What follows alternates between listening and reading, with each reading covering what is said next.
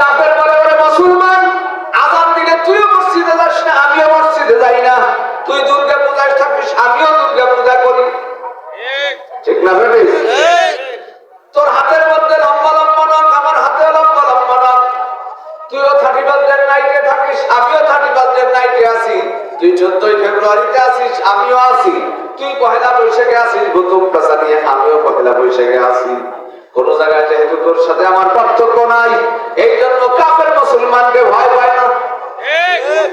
অথচ আল্লাহ বলেন ওয়াদাল্লাহুল্লাযীনা আমানু মিনকুম ওয়া আমিলুস সালিহাত, আল্লাহ বলতেছেন ওরে ঈমানদার, তুই যদি ঈমান আর আমল ঠিক করিস, লা ইস্তাখলিফান্নাকুম ফিল আরদ, আমি আল্লাহ জমিনের মধ্যে তোর নেতৃত্ব ফিরিয়ে দিব, ওয়ালা ইউমাক্কিনান্না লাহুম দীনাহুমুল্লাযী তাদালাহু, আল্লাহ বলেন কামাস্তাখলাফাল্লাযীনা মিন ক্বাবলিহি, যেমন তোমাদের পূর্বপুরুষদেরকে আমি নেতৃত্ব দিয়েছিলাম।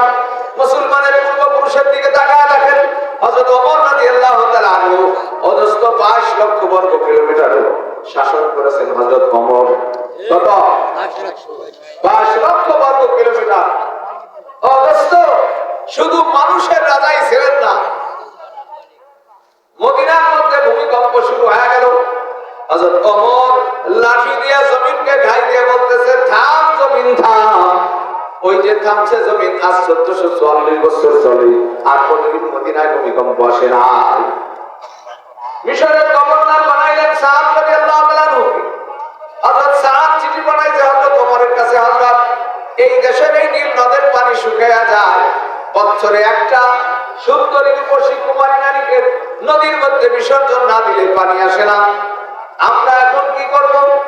পানি তো আসতেছে না, আমি তো বাধা দিয়ে দিচ্ছি, কোন নারী বিসর্জন দেওয়া যাবে না। হযরত ওমর বললেন কখনোই জাহিলি যুগের কুপ্রথা পালন করা যাবে না, কখনোই নারীকে বিসর্জন দেওয়া যাবে না, আমার চিঠি নীলনদের কাছে পৌঁছে দাও। হযরত ওমর নীলনদকে চিঠি লিখতেছে, ওরে নীলনদ, আল্লাহ তোকে মানব জাতির খেদমতের জন্য বানাইছে, পানি যদি না দিতে পারিস তোদেরকে মাটি দিয়ে বন্ধ করে দিব, আল্লাহর হুকুমে পানি দেওয়া শুরু কর। এই চিঠিটা নিয়ে নদীর মাঝখানে রাখা, পানি আসার আগে আগে নদী ভরে গেল। ওই যে বলছে আর 1400 বছর চলে, আজ পর্যন্ত আর কোনোদিন নীলনদ শুকায় নাই। হযরত তারিক বিন জিয়াদ রাদিয়াল্লাহু তাআলা আনহু স্পেন বিজয় করতে গেলেন, স্পেনের মানুষ তাদেরকে জায়গা দেয় না, জঙ্গলের পাশে যায় বক্তব্য দেয়। এই জঙ্গলের হিংস্র প্রাণীরা শুনে নাও, শুনে নাও, আমরা মুহাম্মদুর রাসূলুল্লাহর সাহাবী, আমরা মুসলমান, আজকের রাতে এই জঙ্গলে বসবাস করব। এই জঙ্গলের হিংস্র প্রাণী জঙ্গল খালি করে দাও। কিতাবে লিখেছে শুধু বাঘ বল্লুক সাপ বিচ্ছু নয়, পিপিলিকা পর্যন্ত জঙ্গল খালি করে দিয়েছে। কিন্তু আজকে মুসলমান সারা দুনিয়াতে মার খায়, প্রতিবাদ করার কোনো ভাষাও নাই, মারো আমাদেরকে, বদনামও আমাদের উপর। সারা বিশ্বের কাফের এখন মুসলমানদেরকে বলে সন্ত্রাসী। আজ ফিলিস্তিনের নারী শিশু, হসপিটাল, স্কুল, কলেজ, শরণার্থী শিবির, তার উপরে বোমা মারা মারে, আবার আমাদের মুসলমানকেই বলতেছে সন্ত্রাস।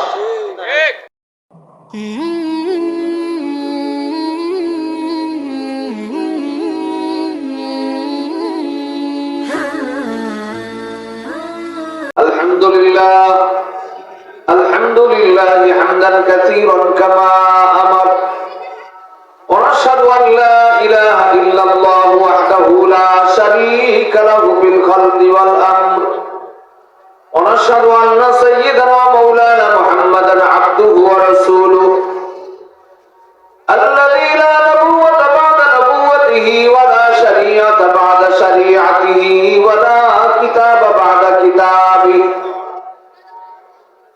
وعلى آله وأصحابه الذين هم خلاصة العرب العرباء وهم خير الخلائق بعد الأنبياء وهم كالنجوم في السماء للاقتداء والاهتداء أما بعد فأعوذ بالله من الشيطان الرجيم بسم الله الرحمن الرحيم قل هل يستوي الذين يعلمون والذين لا يعلمون إنما يتذكر أولو الألباب وقال رسول الله صلى الله عليه وسلم من يرد الله به خيرا يفقهه في الدين أو كما قال عليه الصلاة والسلام صدق الله مولانا العظيم وصدق رسوله النبي الأمي الكريم ونحن على ذلك لمن الشاهدين والشاكرين والحمد لله رب العالمين ঘুমসারা ফুরকানিয়া মাদ্রাসা এতিমখানার উদ্যোগে আয়োজিত এই কোরআনী নুরানী মাহফিলে এত শীতের ভিতরে যে আল্লাহ এখন পর্যন্ত আপনাদেরকে এখানে বসার সুযোগ করে দিয়েছেন, হাজারো বিপদ আপদ পৃথিবীর যুদ্ধ বিগ্রহ থেকে রক্ষা করে শান্তির সামিয়ানার নিচে যে আল্লাহ আপনাদেরকে বসার সুযোগ করে দিয়েছেন, শুকরিয়া আদায় করে বলি আলহামদুলিল্লাহ। বলেন তো আমরা ফিলিস্তিনের চেয়ে কি বেশি দুঃখে আছি না আরামে আছি? ফিলিস্তিনের একদিনের কষ্ট আমাদেরকে ভাগ করে দিলে আমরা মরার জন্য কবরস্থানে যাই দাঁড়াই থাকতাম। আজ সারা বিশ্বের যেদিকেই তাকাই সেদিকেই নবীর উম্মতের উপরে জুলুম চলতেছে। তো বলতেছিলাম সারা বিশ্বের যেদিকেই তাকাই নির্যাতিত জাতি বর্তমানে মুসলমান নাকি? খবর কিছু রাখেন না। এখন ফিলিস্তিনে মুসলমান মারতেছে ইহুদিরা, ইরাকে মুসলমান মারছে খ্রিস্টানরা, চীনে মুসলমান মারতেছে বৌদ্ধরা, মায়ানমারে মুসলমানকে তাড়াই দিল বৌদ্ধরা, ভারতে জুলুম করে হিন্দুরা। ঠিক না? আমাদের দেশে 50 বছরের মধ্যে আপনাদের মুকশেদপুরে কোন মন্দির ভাঙ্গে কি মসজিদ বানাইছেন? এই 50 বছরের মধ্যে আপনারা কোন হিন্দুকে কাসিম খাওয়ার অপরাধে জিহ্বা কাটছেন? 50 বছরের মধ্যে আমরা কোন ওয়াজের কারণে পূজা বন্ধ করছি? কিন্তু আমাদের অতীতে পূজার জন্য ওয়াজ বন্ধ করা হয়েছে। তাহলে আমরা এই পৃথিবীতে দেখতেছি নির্যাতিত জাতি এই পৃথিবীতে একটাই, তারা মুসলমান।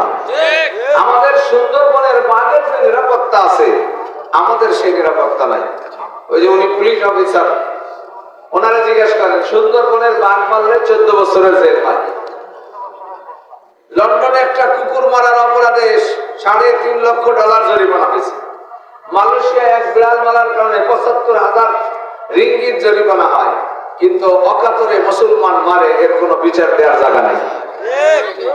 এই কারণে বললাম আমরা আমাদের দেশেও নির্যাতিত। আমাদের দেশের হিন্দু ভাইরা আমাদের দেশে তুলে নেওয়ার মতো বসবাস করে। যদি আমরা হিন্দুদের বাজার না খাইতাম কোন হিন্দু কি মিষ্টি বিক্রি করতে পারতো? যদি আমরা হিন্দুদেরকে আশ্রয় না দিতাম স্বাধীনতার যুদ্ধের সময়, আমাদের ধানের গোলা লেপের নিচে রুম ছেড়ে দিয়ে তাদেরকে আশ্রয় দিয়েছিলাম। কিন্তু দুঃখের বিষয় যে আজ 400 বছরের মসজিদ ভাঙিয়া মন্দির বানানো হয়। যত মন্দির সব মসজিদের নিচে চলে গেছে। এখন আজমির শরীফের নিচেও বলে মন্দির চলে গেছে। নাউজুবিল্লাহ। আমি আপনাদেরকে কি মনে করবেন তা জানি না। আমরা আওয়ামী লীগ বিএনপি নয়, আমরা মুসলমান। আমরা আওয়ামী লীগ বিএনপি চিনি না, আমরা উলামায়ে কেরাম, আমরা চিনি মুসলমান। এই দেশে এখন কোন বাতিল কোন পরাশক্তির আক্রমণ হইলে কে কোন দল করছেন এটা দেখে মারবেন, এক চাপা মারবেন। এই কারণে বললাম আমরা মুসলমান। এই মুসলমানের নিরাপত্তা আমরা হারাইলাম কেন? এবং মুসলমানের নিরাপত্তা আনার জন্য জীবন দেয় কারা? মাদ্রাসা আমাদের দুনিয়াতে কি কাজে লাগে, আখিরাতে কি কাজে লাগবে, এই বিষয়টা বলার জন্য আমি একটা হাদিস, একটা আয়াত তেলাওয়াত করেছি। যদি আল্লাহ তৌফিক দেয় আপনাদের সামনে পেশ করব, আল্লাহ যেন বক্তা শ্রোতা সকলকে আমল করার তৌফিক দান। আমিন। আল্লাহর নবী সাল্লাল্লাহু আলাইহি ওয়াসাল্লাম 1400 বছর আগে উম্মতকে সতর্ক করেছেন, ইউশিকুল উমাম আন তাদা আলাইকুম তাদাইয়াল আখিরাতি ইলা ফাসাতিহা। ওরে আমার উম্মত, অতি সত্বর এক যেমন আসবে সারা বিশ্বের হিন্দু বৌদ্ধ ইহুদি খ্রিস্টান ঐক্যবদ্ধ হইয়া মুসলিম জাতিকে দুনিয়ার থেকে নিষ্পেষিত করে দেওয়ার জন্য খানার প্লেটে খানা রাখিয়া যেমন একজন আরেকজনকে আহ্বান করে ওইভাবে ডাকতে থাকবে। সাহাবায়ে কেরাম জিজ্ঞাসা করেন আমিন কিল্লাতিন নাহনু ইয়া রাসূলুল্লাহ, ও আল্লাহর নবী সেদিন কি আমরা সংখ্যায় কম হবনি? নবী আমার বলেন লা আনতুম কাসীর, সংখ্যায় হবা অনেক, ওয়ালাকিন্নাকুম গুসাউন কাগুসাইস সাইফ, তোমাদের কোনো চরিত্র থাকবে না, আদর্শ থাকবে না, কখনো হিন্দুর তরিকায়, কখনো বৌদ্ধের তরিকায়, কখনো খ্রিস্টানের তরিকায়, তোমাদের কোনো মূল আর কোনো নীতি আর আদর্শ থাকবে না। এই কারণে কাফের তোমাদেরকে মারতে থাকবে, প্রতিবাদ করতে পারবে না। কাফের বলে ওরে মুসলমান, আযান দিলে তুইও মসজিদে যাস না, আমিও মসজিদে যাই না, তুই দুর্গা পূজায় থাকিস, আমিও দুর্গা পূজা করি, ঠিক না ভাবি? তোর হাতের মধ্যে লম্বা লম্বা নখ, আমার হাতে লম্বা লম্বা নখ, তুইও 31 নাইটে থাকিস, আমিও 31 নাইটে আছি, তুই 14 ফেব্রুয়ারিতে আসিস, আমিও আছি, তুই পহেলা বৈশাখে আসিস প্রথম পেশা নিয়ে, আমিও পহেলা বৈশাখে আসি, কোন জায়গায় যেহেতু তোর সাথে আমার পার্থক্য নাই, এই জন্য কাফের মুসলমানকে ভয় পায় না। অথচ আল্লাহ বলেন ওয়াদাল্লাহুল্লাযীনা আমানু মিনকুম ওয়া আমিলুস সালিহাত, আল্লাহ বলতেছেন ওরে ঈমানদার, তুই যদি ঈমান আর আমল ঠিক করিস, লা ইস্তাখলিফান্নাকুম ফিল আরদ, আমি আল্লাহ জমিনের মধ্যে তোর নেতৃত্ব ফিরিয়ে দিব, ওয়ালা ইউমাক্কিনান্না লাহুম দীনাহুমুল্লাযী তাদালাহু, আল্লাহ বলেন কামাস্তাখলাফাল্লাযীনা মিন ক্বাবলিহি, যেমন তোমাদের পূর্বপুরুষদেরকে আমি নেতৃত্ব দিয়েছিলাম। মুসলমানের পূর্বপুরুষের দিকে তাকায় দেখেন, হযরত ওমর রাদিয়াল্লাহু তাআলা আনহু অদস্ত 22 লক্ষ বর্গ কিলোমিটার শাসন করেছেন হযরত ওমর। কত? 22 লক্ষ বর্গ কিলোমিটার। অদস্ত শুধু মানুষের রাজাই ছিলেন না, মদিনার মধ্যে ভূমিকম্প শুরু হয়ে গেল, হযরত ওমর লাঠি দিয়ে জমিনকে ঘাই দিয়ে বলতেছে থাম জমিন থাম, ওই যে থামছে জমিন আজ 1444 বছর চলে, আর কোনদিন মদিনায় ভূমিকম্প আসে নাই। মিশরের গভর্নর বানাইলেন সাদ রাদিয়াল্লাহু তাআলা আনহু, হযরত সাদ চিঠি পাঠাইছে হযরত ওমরের কাছে, হযরত এই দেশের এই নীল নদের পানি শুকিয়ে যায়, বছরে একটা সুন্দরী রূপসী কুমারী নারীকে নদীর মধ্যে বিসর্জন না দিলে পানি আসে না, আমরা এখন কি করব? পানি তো আসতেছে না, আমি তো বাধা দিয়ে দিচ্ছি, কোন নারী বিসর্জন দেওয়া যাবে না। হযরত ওমর বললেন কখনোই জাহিলি যুগের কুপ্রথা পালন করা যাবে না, কখনোই নারীকে বিসর্জন দেওয়া যাবে না, আমার চিঠি নীলনদের কাছে পৌঁছে দাও। হযরত ওমর নীলনদকে চিঠি লিখতেছে, ওরে নীলনদ, আল্লাহ তোকে মানব জাতির খেদমতের জন্য বানাইছে, পানি যদি না দিতে পারিস তোদেরকে মাটি দিয়ে বন্ধ করে দিব, আল্লাহর হুকুমে পানি দেওয়া শুরু কর। এই চিঠিটা নিয়ে নদীর মাঝখানে রাখা, পানি আসার আগে আগে নদী ভরে গেল। ওই যে বলছে আর 1400 বছর চলে, আজ পর্যন্ত আর কোনোদিন নীলনদ শুকায় নাই। হযরত তারিক বিন জিয়াদ রাদিয়াল্লাহু তাআলা আনহু স্পেন বিজয় করতে গেলেন, স্পেনের মানুষ তাদেরকে জায়গা দেয় না, জঙ্গলের পাশে যায় বক্তব্য দেয়, এই জঙ্গলের হিংস্র প্রাণীরা শুনে নাও, শুনে নাও, আমরা মুহাম্মদুর রাসূলুল্লাহ সাহাবী, আমরা মুসলমান, আজকের রাতে এই জঙ্গলে বসবাস করব, এই জঙ্গলের হিংস্র প্রাণী জঙ্গল খালি করে দাও। কিতাবে লিখেছে শুধু বাঘ বল্লুক সাপ বিচ্ছু নয়, পিপিলিকা পর্যন্ত জঙ্গল খালি করে দিয়েছে, কিন্তু আজকে মুসলমান সারা দুনিয়াতে মার খায়, প্রতিবাদ করার কোনো ভাষাও নাই, মারও আমাদেরকে, বদনামও আমাদের উপর। সারা বিশ্বের কাফের এখন মুসলমানদেরকে বলে সন্ত্রাসী। আজ ফিলিস্তিনের নারী শিশু, হসপিটাল, স্কুল, কলেজ, শরণার্থী শিবির, তার উপরে বোমা মারে মারে, আবার আমাদের মুসলমানকেই বলতেছে সন্ত্রাস। বিশ্বের ইন্টারন্যাশনাল সন্ত্রাসী জাতি হলো ইহুদি আর খ্রিস্টান, যারা সারা বিশ্বে বোমাবাজি করে বেড়ায়, সারা বিশ্বে যুদ্ধের আঙ্কারা বাধায় বেড়ায়, এরা মুসলমানকে বলে সন্ত্রাসী।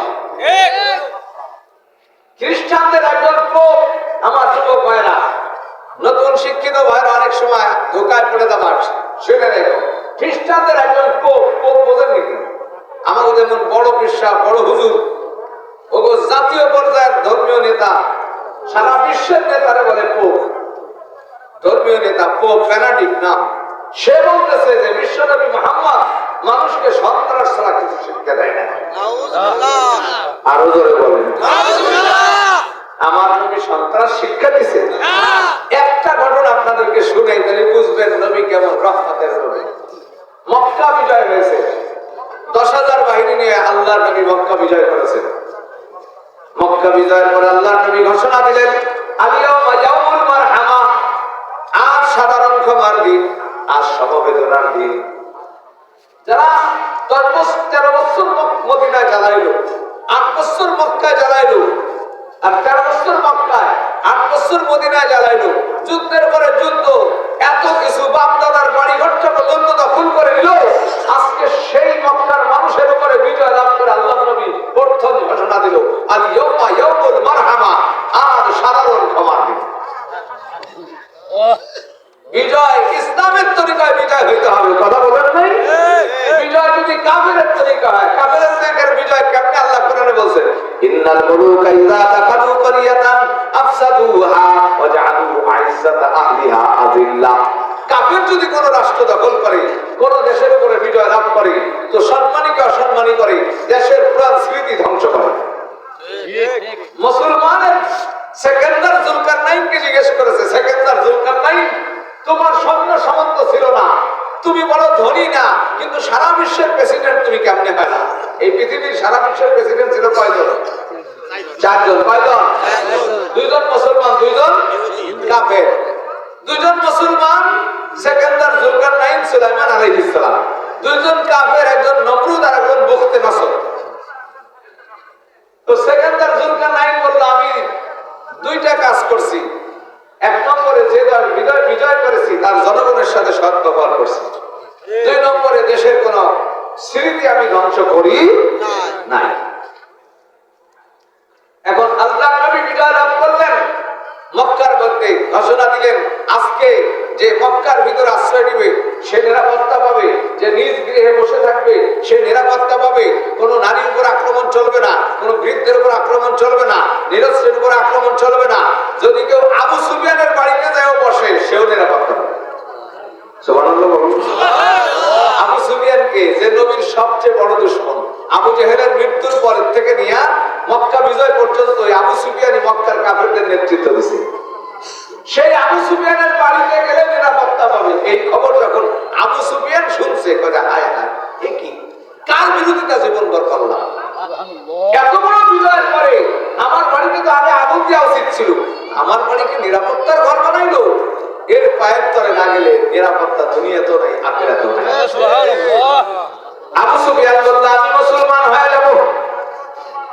আল্লাহ নবীর সামনে যায় কলেমা পড়ে বলে, আশহাদু আল্লা ইলাহা ইল্লাল্লাহু ওয়া আশহাদু আন্না মুহাম্মাদান আবদুহু ওয়া রাসূলুহু। এই খবরটা শুনছে আবু সুফিয়ানের স্ত্রী, নাম হিন্দা। নাম কি? হিন্দা বড় পাওয়ারফুল মহিলা। কেন? বাপ নেতা, স্বামীও নেতা। বাপ আবু লাহাব নেতা, স্বামী আবু সুফিয়ান নেতা। পাওয়ারফুল মহিলা। সে যখন শুনছে যে আমার স্বামী ইসলাম গ্রহণ করছে, তরবারি হাতে নিছে, মহিলাদের কাপড় পেল দেয় না, কাপড় পেল দিয়ে বলতেছে, আবু সুফিয়ান, তোরা যদি আমি খালি পাই, টুকরা টুকরা করবো। কেন? বলে, ও 10,000 বাহিনীর ভয়ে মুসলমান হইল কেন? কাপুরুষ। আবু সুফিয়ানকে সন্ধ্যার আগে আগে মরুভূমির ভিতর দিয়ে এক জায়গা থেকে আসতেছে, হিন্দার সামনে পেয়েছে। হিন্দা রাগে আবু সুফিয়ানের দাড়ি ধরে এমন হিচকে টান মারছে, আবু সুফিয়ান মরুভূমির মধ্যে চিত হয়ে পড়ে গেছে। হিন্দা বুকের উপরে চাপায়া পড়ছে, গলায় ছুরি বাজাই দিছে। আবু সুফিয়ান 2 হাত দিয়ে এইভাবে ধরছে, এই তুই আমারে মারবি কেন? তুই কাপুরুষ, তুই 10,000 বাহিনী দেখে মুসলমান হইলি কেন? আবু সুফিয়ান বলে, হিন্দা, আমি মুসলমানের বাহিনী দেখে মুসলমান হই নাই, এর চেয়ে বড় বড় বাহিনীর মোকাবেলা আমি করেছি, তাহলে মুসলমান হইলি কেন? যে আদর্শ দেখে আমি মুসলমান হয়েছি, তুই যদি বুঝিস তুইও মুসলমান হয়ে যাবি। হিন্দায় ওই মহিলা, যে মহিলা আল্লাহ নবীর চাচার কলিজে চাপাইছিল। হযরত হামজা উহুদের যুদ্ধে উমাইয়া বলছিল ওয়াহশীকে, যে তুই যদি আল্লাহর নবী মুহাম্মদ, ওমর, হামজা 3 জনের যে কোনো জনকে হত্যা করতে পারিস, তোকে আমি স্বাধীন করে দেব। আর ওয়াহশী স্বাধীনতার লোভে আল্লাহর নবীর সামনে তো যাওয়ার সুযোগ পাইনি, হযরত ওমরের সামনে দাঁড়ানোর সাহস পায়নি। হামজা রাদিয়াল্লাহু আনহু একদল কাফেরকে উহুদের পাহাড়ের গিরিপথ দিয়ে দাবড়াইতেছিল। ও লুকাইয়া গর্তের মধ্যে বসেছিল। এই পিছন দিক থেকে হামজার পেটের মধ্যে খঞ্জর মারছে। হামজা যখন উল্টে ঘুরছে, ও দৌড় শুরু করছে ভয়ে। উনি জমিনে পড়ে গেছেন। কিছুক্ষণ পরে হিন্দা আসছে। হামজা রাদিয়াল্লাহু চোখ উঠেছে, কান কাটছে, নাক কাটছে, এগুলো কাইটে সুদের মধ্যে গাচ্ছে, গলায় ঝুলেছে। এবার বুক ফাড়ে কলিজে বার করে চাবাইতেছে। আমার নবী সাহাবীদেরকে নিয়ে বলতেছে, সুস্থ জন আলাদা হয়ে যাও, অসুস্থ 70 জন তারা আলাদা হও। নিহত শহীদ হয়েছে 70 জন, আলাদা করছে, কিন্তু হযরত হামজা নাই। রাসূল বলতেছেন, আইনা আম্মি, আইনা আম্মি, আইনা আম্মি, আমার চাচা কই? আরে আমার চাচা কই? হযরত হামজা রাসূলের মধ্যে মহব্বত এত বেশি ছিল যে চাচা ভাতিজার সমান বয়সী হলে যেমন ভালোবাসা বন্ধুত্বের সম্পর্ক, হামজা রাদিয়াল্লাহু তাআলা রাসূলের মধ্যে ওই সম্পর্ক। একই দাত্রীর দুধ দুজন একসাথে খাইছে। আরে আম্মি, আমার চাচা কই? রাসূল কান্না শুরু করলেন, কাঁদতেছে। নবীজির হিসকি উঠে গেল। আল্লাহু আকবার। সাহাবায়ে কেরাম খোঁজে বের হয়ে গেলেন। একজন সাহাবী যায় দেখতেছে হিন্দা রাসূলের চাচা কান কাটছে, নাক কাটছে, চোখ উঠাইছে, আর কলিজা ফাড়ে চাবাইতেছে, হাতে তরবারি 2 টুকরা করবে। কোপটা দেওয়ার আগে বলল না, রাসূল তো বলছে ইসলামের তরবারি নারীর উপরে চলে। বলেন তো বলেন, কোন শিক্ষায় কি ওই জায়গা থেকে তরবারি ফিরাইতে পারত? আপনার দলের পোস্টার ছিলে হাত ভেঙে দেবে, আপনার নেতাকে গালি দিলে ঠোঁট সেলাই করে দেবে, কি ঠিক না ভাই? আর নবীর নেতার হাত কাটছে, কান কাটছে, কলিজা চাবাইতেছে, তারপরে তরবারি পকেট থেকে বাইর করে আবার ভিতরে ঢুকেছে। নবী তো বলছে ইসলামের তরবারি নারীর উপরে চলে না, ইসলামের তরবারি শিশুর উপরে চলে না, ইসলামের তরবারি কোনো বৃদ্ধের উপরে চলে না। এই ইসলাম কখনো বোমাবাজি করে, থানায় থানায় বোমাবাজি করে ইসলাম প্রচার করতে পারে না। অতএব যারা 64 জেলায় বোমাবাজি করে ইসলাম কায়েম করতে চায়, তারা ইসলামের দুশমন। এখন হিন্দা আল্লাহ এরকম কাম করছে। রাসূল মক্কা বিজয়ের সময় বলছেন 10 জন লোক নিরাপত্তা পাবে না। কয়জন? সমস্ত মক্কার কাফের আজকে সবাইকে মাফ করে দিলাম, কিন্তু হিন্দা যদি কাবা ঘরের মধ্যেও লুকায়, ওকে মাফ করা যাবে না। ওয়াহশীকে যেখানে পাবা সেখানে হত্যা করবা। এখন আল্লাহর নবী ঘোষণা দিয়েছেন, আবু সুফিয়ান বলল তুই নবীর আদর্শ দেখতে তুই পাগল হয়ে যাবি ইসলাম গ্রহণ করার জন্য। সন্ধ্যা হয়ে গেল, হিন্দা চিন্তা করতেছে আজকে রাত্রে মুসলিম বাহিনী কত তাণ্ডব চালাবে, কত নারীর ইজ্জত লুণ্ঠন করবে, কত বাড়িতে আগুন লাগাবে, কত বাড়ি লুট করবে। এগুলো দেখার জন্য হিন্দা গলি গলিতে ঘুরতেছে। কোথাও কোনো অগ্নিসংযোগের শব্দ নাই, কোথাও লুটতরাজের আওয়াজ নাই, কোথাও কোনো নারীর আত্মচিৎকার নাই। হিন্দা চিন্তা করে 10,000 বাহিনী গেল কোথায়, কাউকে খুঁজে পায় না। হাঁটি হাঁটি পা পা করে কাবার দিকে আগায় আসতেছিল। রাত গভীর হয়ে গেল, রাত 12টা পার হয়ে গেছে। হিন্দা মুসলিম বাহিনী খুঁজে পায় না। আসিয়া দেখে কাবার চতুর্দিকে দাঁড়ায় আছে, প্রত্যেকে নামাজে দাঁড়ায় আছে।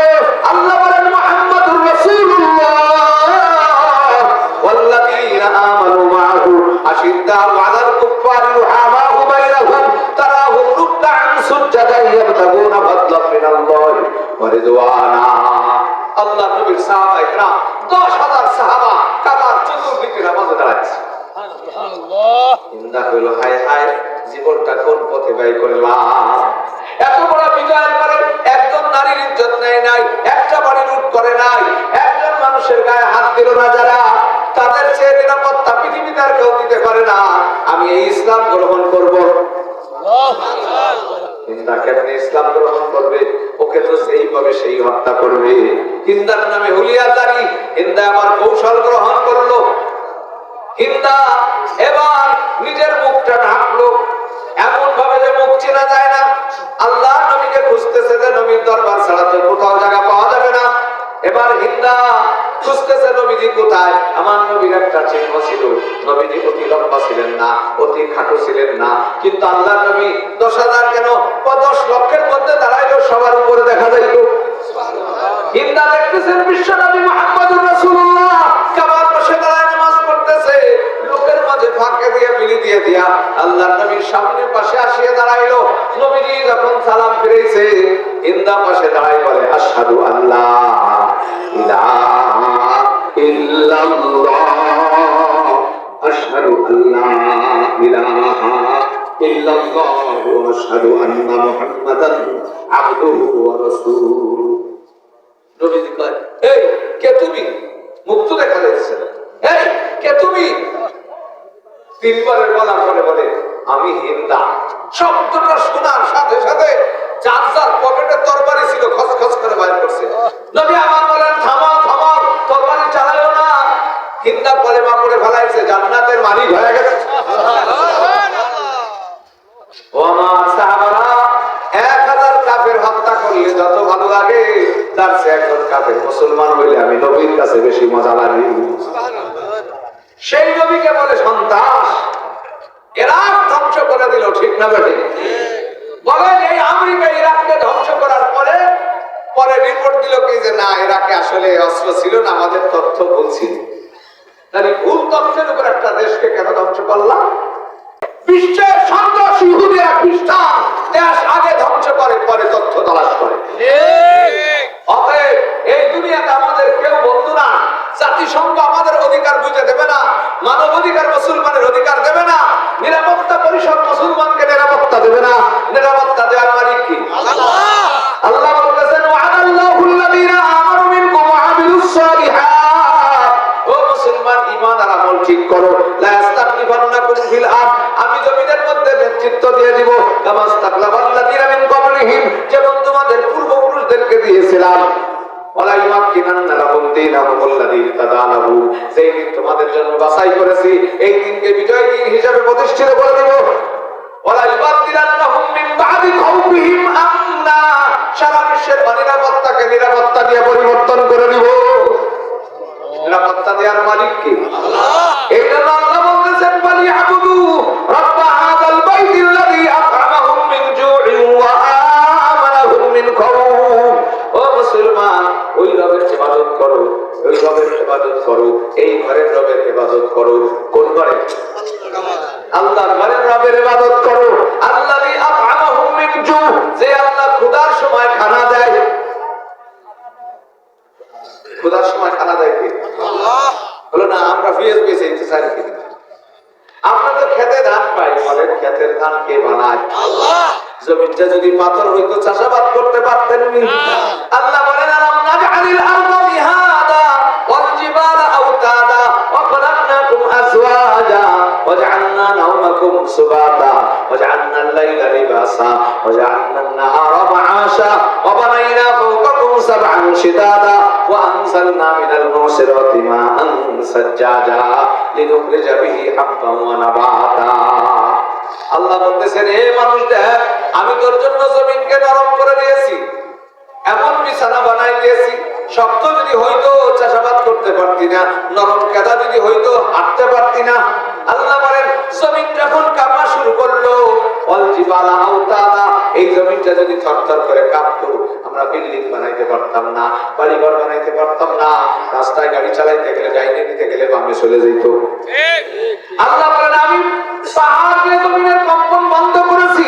ওয়াল জিবালা আওতাদা ওয়া খালাকনাকুম আজওয়াজা, আরে দেখ, তোর জোড়ায় জোড়ায় সৃষ্টি করেছি। যদি তোর স্ত্রী না হইতো, যদি শুধু পুরুষ হইতো, দুনিয়াতে কোনো শান্তি ছিল নাকি? না। আল্লাহ বলেন, আমি জোড়ায় জোড়ায় বানাইছি। তাহলে নারী আর পুরুষ কে বানাইছে? আল্লাহ। জোরে বলেন কে? আল্লাহ। আল্লাহ বলেন, হুয়াল্লাযী খালাকাদ যাকারা ওয়াল উনসা, আমি আল্লাহ নারী আর পুরুষ সৃষ্টি করেছি। অতএব নারী আর পুরুষ যে সৃষ্টি করেছে, বিধানও সেই তৈরি করেছে। নারী আর পুরুষের বিধান কে বানাইছে? আল্লাহ। নারী পুরুষ বানাইছেন কে? আল্লাহ। নাকি আমরা বান্দরের তৈরি? আল্লাহ। কোন বিজ্ঞানী যদি বলে যে না, বানরের গ্লাস ঘষতে ঘষতে ঘষতে ঘষতে পড়ে গেছে, যদি ঘষায় ল্যাস পড়ে যায়, তাহলে কুত্তের ল্যাস পড়লো না। এ সর্বদিনের বানর দেখতেছি প্রায় 33 বছর, একটা বান্দরের ল্যাস পড়ে নাই। এরা বিজ্ঞানী না অজ্ঞানী? কেমন অজ্ঞানী!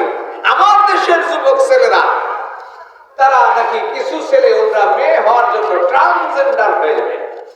ট্রান্সজেন্ডার বোঝেন নাকি? মানে আপনার ছেলে শামসুল হক 7 দিনের দিন আকিকা করে শামসুল হক নাম রাখছিলেন। বড় আদরের ছেলেকে 7 বছরের সময় খাতনা করে 2টা গরু খাওয়াইয়া দেশে জানাইলেন যে আমার একটা ছেলে। সেই ছেলে 18 বছর বয়সে ঢাকা ভার্সিটিতে ভর্তি হয়েছে। 7 দিনের দিন ভর্তি হয়ে পরে আয়সা বললো যে আব্বা, আমি তো আপনার আদরের ছেলে ছিলাম, কিন্তু গত 7 দিন ধরে আমি নিজেকে মেয়ে মেয়ে ভাবতেছি, অতএব আমার আর শামসুল হক না ডেকে শামসুল নাহার ডেকে বলেন শামসুল হক কি শামসুল নাহার হবে? লাঠি ঠেঙ্গা গুলো কোথায় চুরি করেন? হ্যাঁ, একটা পুরুষ মনে মনে মেয়ে ভাবলে কি মেয়ে হয়ে যায়? আমি মনে মনে ভাবলাম আপনাদের মুকশেদপুরের ওসি সাহেব, তাতে হয়ে যাবো। আপনি মনে মনে ভাবলেন যে আপনি ফরিদপুরের ডিসি সাহেব হয়ে যাবেন। তাহলে মনে মনে একটা ছেলে, কিন্তু বাংলাদেশের বুদ্ধিজীবীদের আইন কি বললো? এই ছেলেটাকে কোর্ট রায় দিয়ে দেবে যে হ্যাঁ এটা মেয়ে হয়ে গেছে, পরে ছেলের সাথে বিয়ে বসতে পারবে। সুবহানাল্লাহ, নাউজুবিল্লাহ। আরে নাউজুবিল্লাহ তো বলেন। ৯২ মুসলমানের দেশে আমাদের বিশ্ববিদ্যালয়ের ছেলেরা এই বছর ভোটাভুটি হয়েছে ট্রান্সজেন্ডারের পক্ষে কারা বিপক্ষে, তাতে ৩৭% ছেলে ট্রান্সজেন্ডারের পক্ষে ভোট দিয়েছে। আরো জোরে বলেন নাউজুবিল্লাহ। এই জন্য এই পক্ষে যদি কোনো বুদ্ধিজীবী রায় দেয়, ও বুদ্ধিজীবী না নির্বোধের গঠফাদা। ওর নাম আবু জাহাল, কারণ আমর ইবনুল হিশাম ছিল আবু জেহেলের নাম।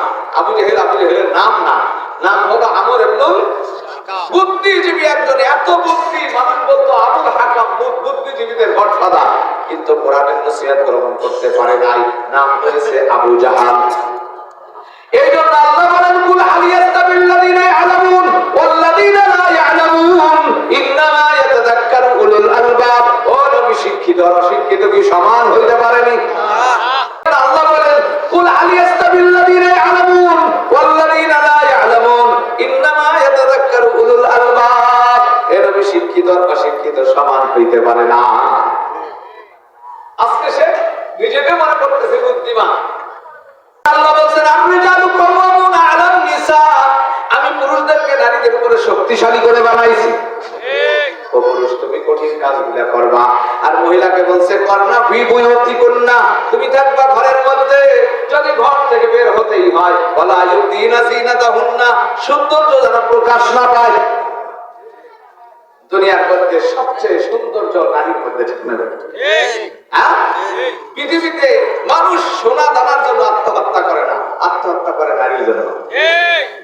আল্লাহ এত সৌন্দর্য রাখছে, এই জন্য যে জিনিসের দাম বেশি তাকে থাকতে হয়। যে ঘরে কোনো কিছু নাই তাকে তালা দেয় না, যে ঘরে খেয়াল খুঁজে তাকে তালা দেয় না, যেখানে সোনা বা টাকা আছে। কিন্তু বুদ্ধিজীবীদের বুদ্ধিতে কি বলে তারা? আমাদের বুদ্ধিজীবীরা বলে যে নারীদেরকে বেশি ঢাইকে রাখলে আগ্রহ বেশি হবে, এই জন্য খোলামেলা ছেড়ে দিলে আগ্রহ থাকবে না। তাহলে আপনিও ১০০০ টাকার বান্ডেল গুলো সব রাস্তার উপর ছড়াই দেন, তাতে চোরদের আর লোক থাকবে না। সম্ভব? ওরা কি বুদ্ধিজীবী না নির্বোধের গঠফাদা? আল্লাহ বলেন ইন্নামা ইয়াতাযাক্কারু উলুল আলবাব, যারা কোরআনের নসিহত গ্রহণ করতে পারে তারাই হলো বুদ্ধিজীবী। দুনিয়ার বুদ্ধিজীবীরা ভুলের খেসারত আসার আগে ভুল ঠিক পায় না, যারা কোরআনের বুদ্ধিজীবী তারা ভুলের খেসারত আসার আগে ভুল ঠিক পায়। নারী আর পুরুষ কে বানাইছে? আল্লাহ বলে ওয়াখালাকনাকুম আজওয়াজা, আমি জোড়ায় জোড়ায় সৃষ্টি করেছি। ও পুরুষ নারীর বিধান আলাদা, পুরুষের বিধান আলাদা, তবে কিছু জায়গায় সমান আল্লাহ করছেন। আল্লাহ বলেন ওয়াসকিনুহুন্না হাইসু সাকানতুম, ও পুরুষ তুমি যেখানে ঘুমাবা স্ত্রীকে সেই মানের খাট দেবা, তুমি যে মানের খানা খাবা স্ত্রীকে সেই মানের খানা দেবা, তুমি যে দামের কাপড় পরবা স্ত্রীকে সেই দামের কাপড় দেবা, তুমি যে দামের জুতা পরবা স্ত্রীকে সেই দামের জুতা দেবা। তুমি প্রতিদিন দোকানে যায় ডিম আর পরোটা খাবা, আর ওদের জন্য বান্দাবা আসো না, কবরে মুগুর সাইজ করা আছে। আমার অনেক বাবা জান আছে, 5টা মেয়ে 1টা ছেলে, মেয়েদেরকে ঠকানোর উদ্দেশ্যে মরার আগে সব জমি জমা লালটুর নামে দলিল করে দিয়ে যায়। আছে কিনা? এ লালটুর বোন জরিনা, সকিনা, আয়েশা, ফাতেমা, 4 জামা আর জামাই তো কিচ্ছু বলে নাই, কিন্তু ওই যে উম্মে সালমা জামাই সাংঘাতিক মারাত্মক, সে যখন শুনছে জমিগুলো সব লালটুর নামে দলিল করে দিছে, এই খবর শুনে সাথে সাথে মেরে তালাক দিয়ে দিছে। অসহায় নারী 2টা বাচ্চা নিয়ে ভাইরে বললো ভাই আমরা তো কোনোদিন জমি নিতে আসতাম না, তুই রেখে নিলি কা? ও কয় যা পারিস তা করে দিস। কি ঠিক না বেটি? একটাই আদরের ভাবিকে যায় বলে, ভাবি আমার কপাল পুড়ে গেল জমি লিখে দেওয়ার কারণে। ও ভাবি আপনি একটু ভাইরে বুঝেন, বুঝেন আমার তো আমার স্বামীকে একটু দেয় সান্ত্বনা দেয়। ভাবি বলে, বাড়ির কারো হাত বিজেনের জায়গা নাই, ও আর এক শয়তান আছে কিনা? অসহায় নারী, স্বামীর বাড়ি জানা নাই, বাবার বাড়ি জানা নাই, ইটের বাটায় কাজ করে, গার্মেন্টসে কাজ করে জাহান্নামী হয়ে যাবে কিয়ামতের ময়দানে। এই মহিলাকে যখন জাহান্নামের অর্ডার দিবে, সেটা এইভাবে তাকায়। আল্লাহ বলে, মহিলা ডাইনে বামে কি তাকাস? বলে, আমি আমার আব্বাজানকে খুঁজতেছি। তোমার আব্বার নাম কি? নাম একটা বললো, আবার কার নাম বললে আপনি মনে করেন না যে আপনারে কইছি? বললে আমার আব্বার নাম জব্বর আলী হাজী। জব্বর আলী হাজী এদিকে আসে, এই মেয়েটারে ছেড়েননি। আল্লাহ ডাক দিবে, হ্যাঁ তো চিনি, আমার মুসলমান। ওদের কি বলতে চায়? সে বলবে, মালিক আমার সুখের সংসার ছিল, এই বুড়ে জমি দলিল করে দেওয়ার কারণে আমার কপাল পড়ছে। আমি গার্মেন্টসে চাকরি করছি, আমি ইটের বাসায় কাজ করে জাহান্নামী হয়েছি। বুড়াকে জাহান্নামে না দিলে আমি জাহান্নামে যাব না। আল্লাহ বলবে, হাজী সাহেব আপনার হজের সব, আপনার দিনের আমলের সব, আপনার জিকিরের সব, মসজিদ বানানোর সব গুলো সব মাইয়ারে দিয়ে দেন, আপনি সুদা জাহান্নামে চলে যান। রাগ করতেছেন নাকি? আল্লাহ বলবে, বুড়া মেয়ে কতটুক পাবে, ছেলে কতটুক পাবে, আমি নিজে আল্লাহ ভাগ করে দিয়েছি সূরা নিসার মধ্যে। কি আমার ভাগের উপরে কলম ধরলিকা? অদস্ত এই জন্য ঠকানের চিন্তা করেন না। সম্পদ আপনি রাইখে চলে যাবেন কবরে, কে খাইলো কে না খাইলো আপনার দেখার দরকার নাই। আল্লাহ যার ভাগ্যে রাখছে সেই খাবে। আপনি কি জন্য চালাকি করে মেয়েরে ঠকাইতে চান? আজ আমরা মেয়েদেরকে 3 ভাগের 1 ভাগ দিছি, ঠিক না বলি? কথা কি বুঝতেছেন? কষ্ট পাইতেছেন? মেয়েদেরকে 3 ভাগের 1 ভাগ কারা দিছে? ইসলাম। কিন্তু বর্তমানের খ্রিস্টান জগৎ সমান করতে এসে ওটা বলতেছে না, সমান সমান দিতে হবে। আল্লাহর আইনের উপরে মাতবাড়ি দিবে না। আপনাদের কাছে জিজ্ঞেস করি, আল্লাহ কি ভুল করছে নি কোনো জায়গায়? না। কিন্তু আল্লাহর ভুল ধরতে চায়, ওর মাথা ঠিক আছে? না, ওর মাথা ঠিক আছে। আমরা আল্লাহ যা করছে কোন জায়গায় বাঁকা তারা করছে না। আল্লাহ বলেন, সুম্মাল জিল বাসারা কাররাতাইন ইয়ানকালিবু ইলাইকাল বাসারু খাসিআন ওয়া হুয়া হাসীর। আরে আমার আসমানের দিকে জমিনের দিকে তাকায় দেয়, আমি কত সুন্দর করে বানাইছি, বারবার দেখ কোনো ভুল করতে পারবি না। অতএব ইসলাম নারীকে 3 ভাগের 1 ভাগ দিয়েছে, এটা কি সুবিচার করছে না অন্যায় করছে? জোরে বলেন সুবিচার। যারা যারা সমান করতে চায় ওরা তো মোটেই দেয় না। ইসলাম ধর্মের আগে কোন ধর্মে নারীকে সম্পত্তির অধিকার দেয় নাই। জানেন এইগুলো জানেন? ইসলাম ধর্মের আগে কোন ধর্মে মহিলাদেরকে ইসলাম আর সম্পত্তির ভাগ দেয় নাই। আমরা 3 ভাগের 1 ভাগ দিছি, তাতেও বেশি দিছি। কেমন বেশি দিলাম? আপনার বাবা মারা গেছে, 1 ভাই 1 বোন, মা আছে বাড়িতে, জমি 3 বিঘা, ভাই পাবে কয় বিঘা? বোন পাবে কয় বিঘা? এবার বলেন, এই বোনটার লেখাপড়া করা, বিবাহের দায়িত্ব কার? ভাই। ওই ওই মার খেদমত করা, তার খানা দানার দায়িত্ব কার? ভাই বিয়ে করলে তার বউ করা, ছেলে মেয়ের দায়িত্ব কার? বোনের খরচা কোনটা আছে? ও বিয়ে হওয়ার পরে 5 লাখ টাকা মোহর পাওয়া হবে, ওর কোনো খরচা আছে? তো ওরে 3 ভাগের 1 ভাগ দিলেও বেশি দেয় নাই? আল্লাহ বলেন, অখালাকনাকুম আযওয়াজা, জোড়ায় জোড়ায় কে সৃষ্টি করেছেন? আল্লাহ। কথা কি বুঝে আসতেছে? কষ্ট পাইতেছেন? ইসলাম বলেন, আল্লাহ পাক রব্বুল আলামিন নারী পুরুষ সৃষ্টি করেছে, নারীর বিধান আলাদা, পুরুষের বিধান আলাদা, আল্লাহই ভালো জানেন। অতএব নারী পুরুষকে যারা মহিলার থেকে বেপরদা করে সমান অধিকার দিতে চায়, ওরা ইন্টারন্যাশনাল হারামজাদা জাতি। এই খ্রিস্টান জাতি, এই ইহুদি জাতি নিজেরা হারামজাদা হয়েছে, মেয়েদেরকে বেপরদা করে এখন মুসলমানের মেয়েদেরকে বেপরদা করে হারামজাদা বানানোর জন্য সমান অধিকারের আইন পাস করতে চায়। এই জন্য আল্লাহ বলেন, কুল হাল ইয়াস্তাবিল্লাযীনা ইয়া'লামুন ওয়াল্লাযীনা লা ইয়া'লামুন ইন্নামা ইয়াতাযাক্কারু উলুল আলবাব। আল্লাহ বলেন, ও নবী আপনি জিজ্ঞাসা করেন, শিক্ষিত আর অশিক্ষিত কি সমান হইতে পারেনি? এই জন্য আমার পুরুষ বাবারা, ভাই জুলুম করেন না নারীর উপরে, মহিলাদের উপরে আল্লাহ শক্তিশালী বানাইছে। বিয়ে করার সময় যৌতুকের টাকা নেয় একদল, আছে কি নাই? আছে আছে। জোরে বলেন আছে। যৌতুক খাওয়া হালাল না হারাম? আরো জোরে বলেন। 1 কেজি শুয়োরের গোশত কাঁচা কাঁচা চাবাই খাওয়া কি হারাম? রাইন্দা খাওয়া কি হারাম? যৌতুক খাওয়া কি হারাম? কুত্তার পায়খানা খাওয়া কি হারাম? কোন পার্থক্য আছে? বিয়ের সময় 3 লাখ টাকা যৌতুক আনে, 1 লাখ টাকা যৌতুক আনো, আল্লাহ তোমার কিন্তু সোজা করে ছেড়ে দিবি, ঠিক না বেটি? গরিব একটা মেয়ে বিয়ে করেছে, 5টা সন্তান দিয়েছে, 1 কোটা দুধ কেনা লাগে নাই, সারাদিন কাজ করে ভদ্র মহিলা মাত্র 2 বাচ্চা দিতে 10 লাখ টাকার দুধ কেনা লাগছে। তারপরেও তুমি তার উপরে জুলুম করো। ভালো করে মনে রাখো, যেই পুরুষেরা নারীদের উপরে জুলুম করো, আল্লাহর নবী কিন্তু তোমাদেরকে সুপারিশ করবে না। কারণ আল্লাহ নারীদের উপরে তোমাদেরকে অধিকার দিয়েছে, নারীদেরকে পিটাবা। নবী বলছেন, ভদ্র পুরুষ আল্লাহওয়ালা ওই লোকটা যার স্ত্রী বলবে আমার স্বামী আল্লাহওয়ালা। দুনিয়াতে তো সবচেয়ে আপন কি? স্বামী। দুনিয়াতে কোনো মহিলার যদি অন্য আত্মীয় স্বজন মারা যায় 3 দিনের বেশি শোক প্রকাশ করতে পারবে না, কিন্তু স্বামী মারা গেলে 4 মাস 10 দিন শোক প্রকাশ করা ওয়াজিব। কেমন শোক প্রকাশ করবে? মাসালাগুলো জানাই দেন। 1 নম্বরে স্বামীর বাড়ির বাইরে 4 মাস 10 দিনের মধ্যে বেরিয়ে পারবে। 2 নম্বরে কোনো রঙিন কাপড় ব্যবহার করতে পারবে না। 3 নম্বরে সুগন্ধি লাগাইতে পারবে না। 4 নম্বরে অলংকার ব্যবহার করতে পারবে না। 5 নম্বরে বিবাহ করা বা বিবাহের প্রস্তাব দিতেও পারবে না। এগুলো শোক প্রকাশ। এই বাংলাদেশ তো নারী আর পুরুষ আল্লাহ দিয়েছে, নারী আর পুরুষের বিধানকে দিয়ে দিয়েছে আল্লাহ। ও পুরুষ, তুমি নারীর উপরে জুলুম করিও না, ও নারী তুমি ওদের স্বামীর উপরে বেয়াদবি করিও না। আল্লাহ বলেন, হুন্না লিবাসুল লাকুম ওয়া আনতুম লিবাসুল লাহুন্না। নারী স্বামীর পোশাক, স্বামী স্ত্রীর পোশাক। পোশাক কেন বললো? পোশাকের ডিউটি হলো 3টা। কয়টা? 3টা। 1 নম্বর, পোশাকের কাজ হলো যত গোপন দোষ সব পোশাকে ঢাইকে রাখে। আমার কোন জায়গায় দাগ আছে, কাটা আছে, ফাটা আছে, পোশাকে ঠিক স্বামী স্ত্রী একে অপরের দোষ ঢাইকে। আল্লাহর নবী বলেন, কিয়ামতের ময়দানে বিচার আসার হওয়ার আগে একদল মহিলা জান্নাতের গেটে যায় খটখটি দিবে। ফেরেশতা ভাই কারা? এখন বিচার আসার আগে আল্লাহর অর্ডার হবে, আপনারা কারা? বলেন আমরা নবীজির উম্মত। আল্লাহ কবি নবী দেখে আসেন ওই মহিলা, নবী যা বলবে আমি, তোমরা কারা? বিচারের আগে জান্নাতের গেটে কেমনে আসলাম? বলবে, হুজুর আমরা ওই সব নারী যৌবনকালে স্বামী হারাইছিলাম, কিন্তু ছোট ছোট দিনে বাচ্চার মায়া যৌবনকে মাটির সাথে চাপা দিয়ে রাখছিলাম।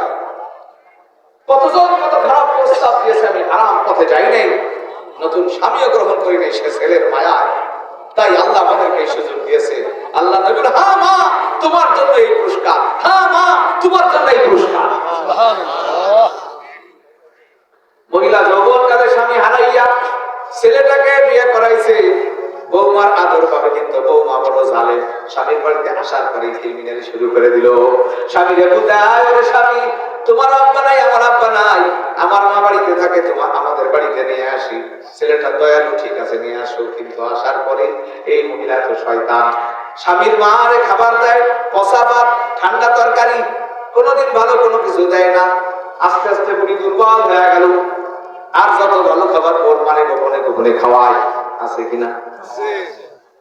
মহিলা বললো, মারে আমি তো মরেই যাব, আমার একটু গরম মাথার গরম তরকারি দে। ঠিক আছে আম্মা যান, আপনার আপনার রক্ষা করা হবে। 3 দিন হয়ে যায়, দেয় না। আবার বলে, ও মা আমার আবদারটা তো রক্ষা করলাম না। ছেলেটা শুনে ফেলাইছে, জিজ্ঞেস করলো, আমার মা তোর কাছে কিসের আবদার করছি? সিসি কর কায়দা নাই, তোমার মা এখন বুড়ে কালে কি কয় শুনছনি? কি কয়? সবটা সদর সাথে বিয়ে বসবি। এটিকেই কইছে। ছেলে লজ্জায় বাঁচে না, মা যৌবনকাল মিটিয়ে দিল মাটির সাথে, এখন মা কি কয় জিজ্ঞেস করতে লজ্জা পায়। আর মহিলা মাঝে মাঝে বলে, মা আমার আবদারটা রাখলা না। আরো যায় কয়, দেখো আজকেও তাই কইল। কান পড়া শুনতে শুনতে কিছু পুরুষ আছে, বোর কান পড়ায় মার সাথে শত্রুতা শুরু করে, বিচার আচার যাচাইও করে না। ছেলেরা বোর কান পড়া শুনিয়া বউকে বললে, বুড়িরে বাড়ির থেকে তাড়াও, নাহলে ইজ্জত বাঁচবে না। কেমনি তাড়াবো? কাজে ঘুমাই থাকবে, আস্তে করে উঠাই নৌকায় নিয়ে পদ্মাসরে ফেলাই দিয়ে আসবো। এই কথা শুনে ছেলে রাজি হয়ে গেল, বুড়িকে ঘুমের মধ্যে উঠাই নিয়ে পদ্মাসরে ফেলাই আসতেছি। হঠাৎ করে মেঘে গর্জন দিল, বিজলি চমকায় উঠছে, বুড়ির ঘুম ভেঙে গেছে। বুড়ি তাকায় দেখে, রাতে উঠে বসে দেখে আমার ছেলে আর ছেলের বউ এদিকে হাঁটতেছে। বুড়ি ওইখানে দোয়া করে, আল্লাহ তুমি আমার ছেলে আমার ছেলের বউ নিরাপদে ঘরে যাওয়ার তৌফিক দান করো। এই শব্দটা ছেলের কানে পৌঁছানোর পরে ছেলের হুঁশ ফিরে আসলো। যে মালিকের কথা চিন্তা করে না, এই ঠাটার গর্জনের মধ্যে আমাকে ঘরে যাওয়ার জন্য, আমার বউকে ঘরে যাওয়ার জন্য দোয়া করে, আমি কেন মার কাছে জিজ্ঞেস করলাম না মা কিসের আবদার করেছে? বউরে বলে, মা তো জায়গায় গেছে, চলো মারে বাড়ি নিয়ে যাই। বাড়ি নিয়ে মার কাছে জিজ্ঞেস করে, মা বলো বলো কিসের আবদার তুমি করছিলা? বুড়ি বলে, না না, আমি বাঁচবো আর কয়দিন, তোমার কাছে এই কথা বললে তোমাদের স্বামী স্ত্রীতে ঝগড়া রাখবে, আমি তোমাদের সংসারে আগুন ধরাইতে চাই না। ছেলে বলে, মা খুদার কসম, তুমি যদি না বলো আমি বাড়ি ছেড়ে চলে যাবো। এবার বুড়ি সত্য কথাটা বলার পরে চিন্তা করলো, হায় হায়, ওরে শয়তানে চক্রান্তকারী মহিলা, তোর কারণে আমার মার কপাল পুরাইতে গেলি, তোর মারেও আজকে ছাড়বো না। রাত্রেবেলা পরের দিন 2-3 দিন পরে শাশুড়িরে কইছে, আপনি আমার মার বিছনায় ঘুমাবেন। মারে কইছে যে আপনি আমার শাশুড়ি বিছনায় ঘুমাবেন। দুইজনে যখন খুব ভালো করে ঘুমাইছে, আর বউরে কয়, সেদিন তো মারে ফেলাইতে বললাম না, চলো আজকে ফেলাই দিয়ে আসি। বউ বাড়ি খুশি হয়েছে, এবার খেতে আসতে ধরে নিয়ে নৌকে উঠে নিয়ে ফেলাই দিয়ে আসে। যখন আসতেছে স্বামী 1 লাখ নৌকে ভাই, ও কয় তোমার কষ্ট হবে, তুমি হাইল ধরো, আমি বৈঠে টানি। এবার বউকে বলছে টানে আর মনের রসে গান গায়, স্বামীর মারে ফেলাই যায়, রঙের বৈঠা বাইয়া যায়। গান গায়, স্বামীর মারে ফেলাই যায়, রঙের বৈঠা বাইয়া যায়। স্বামীও পিছনের তালে তালে কয়, বাড়ি যাইয়া দেখ না তুই, কারমা আছে কারমা নাই। ওয়া কারু ওয়া মাকারাল্লাহ আল্লাহু খায়রুল মাকিরিন। ও বদমাশ, তুই চক্রান্ত করিস, আল্লাহ তোর ঘরে এমন বেটার বউ দিবে, তোরে সোজা করে ছাড়বে। আল্লাহ পাক আমাদের পূর্ব পাশের কোণার এক চাচার 6 ছেলে ছিল, ওনার 2 নম্বর বেটার বউ এত জালেম ছিল, যদি শাশুড়ির সাথে সামান্য কথায় কাটাকাটি হইতো, রাত 10টার আগে মহিলার মুখ থামতো না। মাঝে মাঝে মহিলাকে দেখতাম আমার মার কাছে বসে বসে পান খায়। আমি বললাম, কাকি বাড়ি যাবো না? উনি বলে, ও না ঘুমান পর্যন্ত বাড়িতে যাইতে পারবো না। আল্লাহর কি বিচার! আজ থেকে 9-10 বছর আগে ওনার ওই মহিলারও 3টে ছেলে, 2 নম্বর ছেলে ঢাকা গার্মেন্টসে চাকরি করতো, কুষ্টিয়ার এক মাইয়ারে বিয়ে করে আনছে। ওরে বাবা রে বাবা, এই বিটি গালাগালি শুরু করলে একদমে 3 পারা কয়। রাত্রে 11টা বাজে দেখে এই মহিলা আমার স্ত্রীর কাছে বসা। আমি বললাম, কি ব্যাপার ভাবি, বাড়ি যাবা না? কই, ও না ঘুমান পর্যন্ত বাড়িতে যাইতে পারবো না। আমি আমার স্ত্রীকে বললাম, দেখো আল্লাহর বিচার, ওর কারণে ওর শাশুড়ি বাড়িতে যাইতে পারে নাই। আজকে ওর শাশুড়ি 10টা পর্যন্ত বসে থাকতো, ও 11টা পর্যন্ত বসে আছি। ঠিক না বেটি? অতএব যারা পিতা বড় সাবধান হয়ে যায়। বর্তমানে আবার কিছু মুক্তি বউ আছে, ওনারা কি ফতোয়া দেয়, বলে আল্লাহ স্বামীর খেদমত করার কথা কইছে, শ্বশুর শাশুড়ির খেদমত করা আমাদের উপরে ওয়াজিব না। কি ফতোয়া! আরে বেটি, তোর স্বামী যদি বসে বসে শ্বশুর শাশুড়ির খেদমত করে, তা তুই চাহে যায় কি হালবা বিড়ি? এই জন্য শ্বশুর শাশুড়ির খেদমতের দায়িত্ব, ঠিক না বেটি? তাই বলতেছিলাম, আল্লাহ বলেন, আমি তোমাদেরকে জোড়ায় জোড়ায় সৃষ্টি করেছি। ও আমার বন্ধুরা, আল্লাহ তোমার ভাগ্যে যে মেয়েটা রাখছে, এই মেয়েটাই তোমার ঘরে আসবে। তবে প্লাস মাইনাস আর লাভ ম্যানেজ করবা। মাসে মাসে মাসে জুতার বাড়ি খাইতে হবে। কারণ যে ব্যক্তি সতীত্ব দেওয়ার জন্য বিয়ে করবেন সুন্নত তরিকায়, আল্লাহ তাকে ধনী করে দিবে। এই জন্য প্রেম প্রীতি নয়, খোদার কসম, যেই সব নারীদের জন্য তোমরা রাতভর জাগো, তোমার সে ভালো ছেলে পাইলে মাঝে মাঝে তোমার জুতের বাড়ি দিবি। আল্লাহ পাক রব্বুল আলামিন বলেন, উদউনি আস্তাজিব লাকুম, তুই আমার একবার ডাক দিবি, আমি 70 বার তোর ডাকের উত্তর দেব। সুবহানাল্লাহ। এই জন্য ডাক দিব কালি। এই জন্য গান বাজনা গাইয়া রাতভর ঘুম কামাই করো না। কারণ তোমার এই ঘুম কামাই করায় কোনো তোমার বান্ধবী কোনো মায়া দয়া আসবে না। তুমি যাকে বান্ধবী বানাইছো সেও মাটি, তুমিও মাটি। খোদার কসম দিয়া বললাম, এই ইউনিয়নের পৌর গুরুস্থানে যাও, যাইয়া তুমি এক কবরের মধ্যে আজ থেকে 6 বছর আগে যে মহিলাকে দাফন করে আসছো, এই পাড়ার সবচেয়ে সুন্দরী মহিলা, আজকে যাই কবরটা খুঁড়িয়ে দেখো, সেই চোখ চিত্র টানা টানা বলে গান গাইছিলা, চোখের গর্ত খিড়ে খেয়ে খালি করে দিয়েছি। গালের কষ্টগুলো নিয়ে কত গান বানাইছিলা, গালের কষ্ট মাটির সাথে মিশে গেছে। এখন আর দাঁতের মধ্যে হাসি ফোটে না। এখন তোমার বান্ধবী তোমার হাত ধরার ক্ষমতা নাই, হাতের সাথে বডির কোনো কানেকশন নাই, পায়ের সাথে বডির কোনো জংশন নাই। তোমার বান্ধবী তোমাকে ডাকে কবর থেকে বলে, বর্মাতারে মা বরিবা, নাই চড়াবো নাই কুলে, নাই পরে পরওয়ানা সৌজাত নাই সদারে বুলবুলে। হায় হায়, আর কেউ এখন পাশে আসে না, কেউ ব্লক ডিলিট করে না, কেউ তো মিস কল দেয় না, কেউ তো শেয়ার দেয় না। এই জন্য দোস্ত, প্রেম প্রীতি যদি করতে হয়, ওর সাথে করো যিনি চিরঞ্জীব, যিনি সব সৌন্দর্যের মালিক। আল্লাহ। বলেন বলেন, সৌন্দর্য কে বানায়? যদি আল্লাহ সৌন্দর্য না দিত, আল্লাহর হুকুমের নেটওয়ার্কটা উঠে নিয়ে গেলে তোমার সুন্দরীর নাম হয় ডেড বডি। ঠিক না বেটি? 3 দিন পরে তুমি নাকের মাল দিয়ে চলে যাবা। অতএব দুনিয়াতে যদি সুন্দর দেখতে চাও, আল্লাহর নবীর চেয়ে সুন্দর কেউ হতে পারে না। এই জন্য চুলটা কাটতে হবে কার তরিকায়? এই যুবক বলো, কার তরিকায়? আল্লাহর নবীর চেয়ে সুন্দর ডিজাইন হতে পারেনি।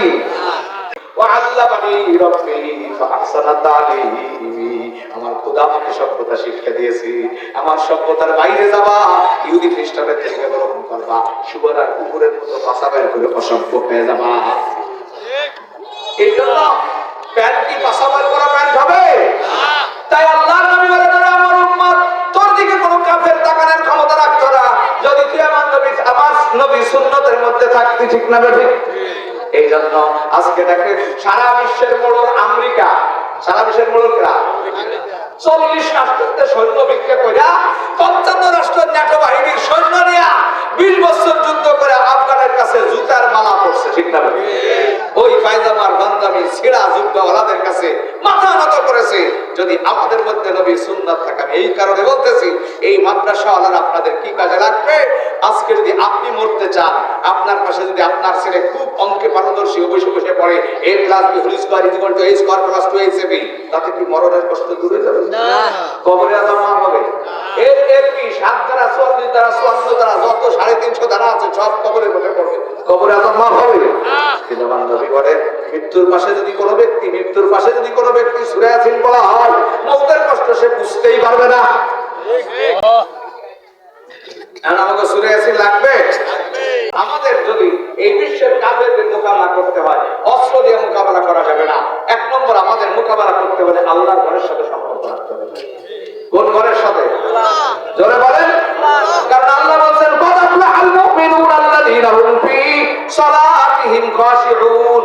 ওই মুসলমান কামিয়াব হবে যে নামাজে মনোযোগী হবে। আল্লাহ বলেন, হাইয়া আলাল ফালাহ, আয় মুসলমান, বিজয়ের ব্যাংক খুলে দিছি, এখান থেকে বিজয় নিয়ে যা। অতএব আমরা নামাজ পড়ব কয় ওয়াক্ত? জোরে বলেন। হইল না? আরো জোরে বলেন, কয় ওয়াক্ত? এই হাঁটা দেখেন, কয় ওয়াক্ত? 5 ওয়াক্ত।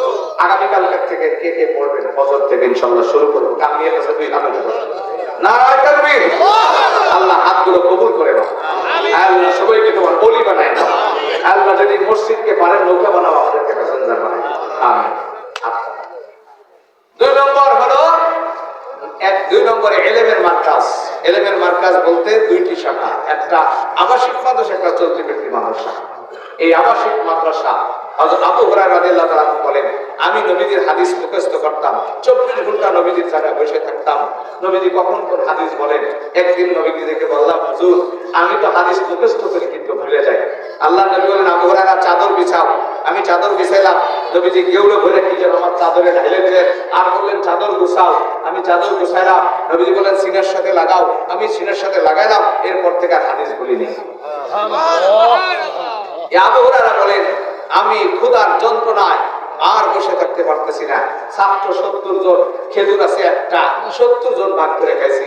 নবীজি বলতেন, হে আমার সাহাবারা, তোমরা যারা খেত খামারি করো, এই যে আমার আবাসিক ছাত্রগুলো, ওরা খেত খামারিও করে না, ব্যবসা বাণিজ্য করে না, তোমরা খেজুরের কাঠি যখন কাটবা আমার লিল্লা বডিকে দিয়ে যেও।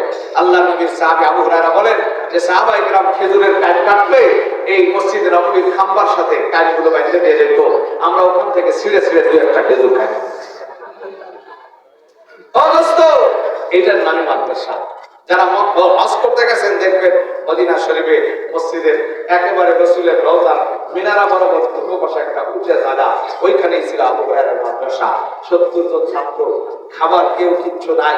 আবু হুরায়রা ক্ষুধার যন্ত্রণায় বাইরে দেখে হযরত আবু বকর আসতেছে। মনে মনে ভাবলেন আবু বকরকে সালাম দিব, উনি বুঝে বলবেন আমি ক্ষুধার্ত, আমাকে বাড়ি নিয়ে যাবেন। কিন্তু সালাম দিছে, আবু বকর ব্যস্ততা বুঝতে পারেন নাই, চলে গেছেন। হযরত ওমর আসছেন, সালাম দিছে, চলে গেছেন।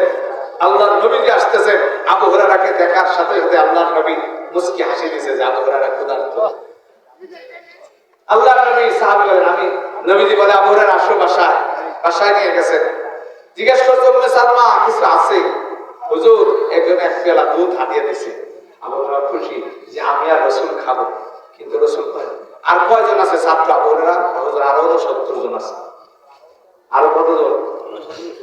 ডাক দেয় সবাই আমার একটা কাম সারছে, পরে তো আমার এই কবে ভাগ করতে এখন মোটেই পাবা না।